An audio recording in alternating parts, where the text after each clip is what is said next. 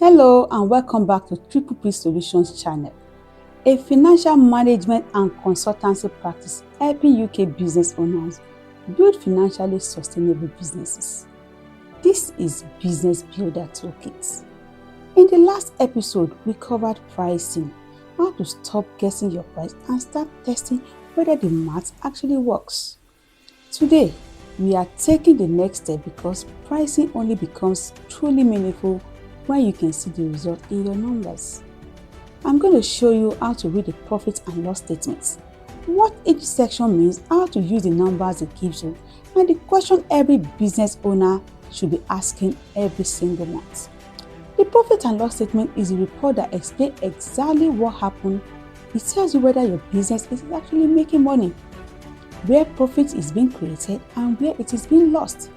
By the end of this episode, you will know how to read it and, more importantly, how to use it. Many business owners manage by watching the bank balances. If money is in the account, they feel very comfortable. If the account is low, they feel stressed, and they move between these two states without ever fully understanding why. But your bank balance does not tell you the full story. It does not tell you whether your prices are strong enough. It does not tell you whether direct costs are eating your margin. It does not tell you whether overhead are creeping up quietly. And it does not tell you whether the business is becoming more profitable over time. So for a UK limited company, your annual accounts will always include a profit and loss account. But for management purposes, you should not wait until the end of the year. You should be reviewing your profit and loss account every single month while there is still time to act on what you find. Think of the profit and loss, I'll call it P&L account for this series. Think of the P&L like the scoreboard of your business model. The scoreboard does not show every conversation, every effort, or every decision behind the scenes, but it tells you whether your performance is producing results, and that is what a P&L does.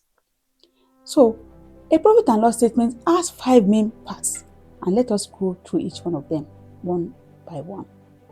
And the part 1 is your turnover. It is also called revenue or sales. This is the total income from your business activities. Your product sales, your service fee, your project income, client retainers. It is everything the business built or received before any costs are deducted. One important point here: if you are a VAT registered, the VAT you collect from customers is not your income. It belongs to HMRC. So your turnover on the P&L should be the net figure before your VAT. And the part 2 is the cost of sales, also called direct costs. These are the costs directly linked to delivering what you sold. Let's say you run a small office cleaning business. If you win a cleaning job, you need to buy cleaning products, pay a subcontractor to help with the job, and cover travel to the customer's premises. These costs are directly linked to the specific job. They go up and down directly with how much work you do, and they help you answer a very important question. After paying the direct cost of delivering the work, how much money is left to cover the rest of the business? The part 3 is the gross profits. This is turnover minus cost of sales. It shows how much money is left after the direct cost of delivering each sale, before the business running costs are considered. This is often where pricing problem shows up first. The part 4 is the overheads. These are the running costs of the business: rent, insurance, software subscription, marketing, accountancy fee, admin support. Even your vehicle costs, they continue regardless of whether sales are high or low. And the part 5 is your net profit. This is the gross profit minus overhead. It is what the business has left after covering all its costs. For limited companies, this is the figure before corporation tax. For sole traders, it's fit into your self-assessment calculation. The exact treatment depends on your structure. So, let us put this into practice with a guy named Marcus, who runs a small cleaning business in Leeds. In 1 month, Marcus' business has turnover of £12,000. His direct costs, cleaning materials, subcontractor wages and job-related travel total £4,800. This leaves him with a gross profit of 7,200. The gross profit margin is gross profit divided by turnover. 7,200 divided by 12,000, which is 60%. Fair enough. That means for every pound Marcus earns 60 pence is available to cover overheads and become profits. Whether 60% is healthy depends on the type of business, but it gives Marcus a clear benchmark to track each month. Then Marcus overheads, insurance, software, marketing, accountancy and admin support fee, vehicle running costs, this total £5,900. After overhead, Marcus has net profit of £1,200 for the month. Now, the question is not simply did Marcus make profits? The better question is £1,300 enough return for the scale of this business and the effort involved? Is a 60% gross margin strong enough, or is it being squeezed by the subcontractor costs? Are overheads of £5,900 proportionate to the £12,000 in revenue? And is this month better or worse than the last month? This is how you move from reading numbers to using the numbers. Your profit and loss statement tells you 4 important things about your business. Number 1 is whether the business model is profitable. If sales are growing up but profit is not improving, something is wrong. And the P&L shows you exactly where to look. The second thing is whether your pricing is working. If gross profit is too low, you may be undercharging, discounting too much, or carrying direct costs that are eating your margin. We covered this in the last episode on pricing. And the third one is whether overheads are under control. Small monthly costs can become serious when they repeat every month. A £30 subscription here and another £40 there can look harmless until 10 of them quietly reduce your profits every single month. The fourth one is whether the business is improving. 1 month on its own can mislead you. The real insight comes from comparing this month with last month, with your budget and with the same period last year, if you have that history. A profit and loss is not just a profit, it is a conversation with your business. Now, one important one, and this is one of the most common misunderstandings in small business finance. Profit is not the same as cash. Profit is not the same as cash. Your P&L may show a net profit, but your bank account may still feel very tight. That can happen because customers have not paid their invoices yet, stock has been purchased, loans are being repaid, VAT is due to HMRC, or cash is even tied up in the business in other ways. There are also some specific items that do not appear on the P&L in the way business owners expect. Example is loan capital repayments. It can reduce your bank balance, but they are not usually an expense on the P&L.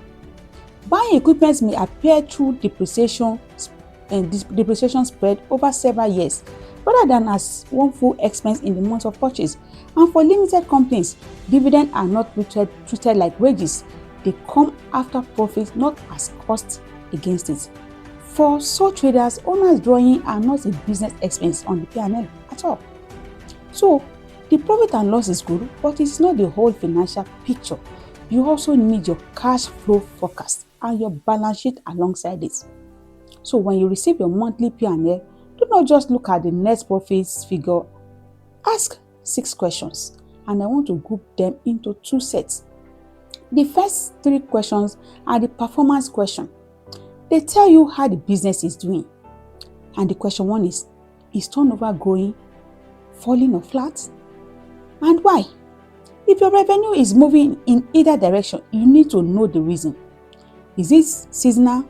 Is it a lost client, or a price increase that worked, or a pipeline problem? And the second one is, what is my gross margin? And is it holding? Gross profit divided by turnover give you the margin percentage. If it is failing month on month, your pricing or direct cost need attention. The third one is, which cost has changed the most, and is that expected? An increase in direct cost may be linked to more sales, which is fine. An increase in overhead that you cannot explain is a warning signal. The second set of questions are the decision questions. They tell you what to do next.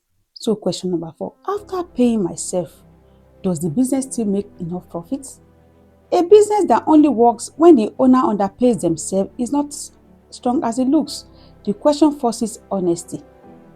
And question number 5, is there a service line, product or customer type that is busy but unprofitable? Some activity creates revenue but destroys margin. The P&L can show this if we track different revenue streams separately. And the sixth question is, what one decision should I make based on this month's report? And this is the most important question. A profit and loss should lead to an action, not just acknowledgements. This sixth question is the one that separates business owners who read their P&L from those who use it. Every month, there should be at least one decision that follows from the numbers. Understanding your profit and loss statement is not about becoming an accountant. It is about becoming a more effective business owner. Your numbers should help you see what is working, what is leaking profit, and what needs attention before it becomes a bigger problem. But only if you review them every month, not just at the year end when it is too late to do anything about it. So review your P&L monthly, calculate your gross margin, ask the 6 questions, and then make a decision based on what you find.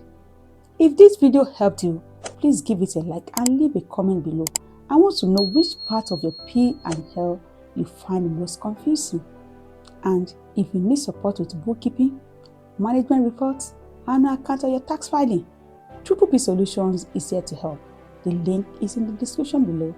Thank you for watching, and I will see you in the next one.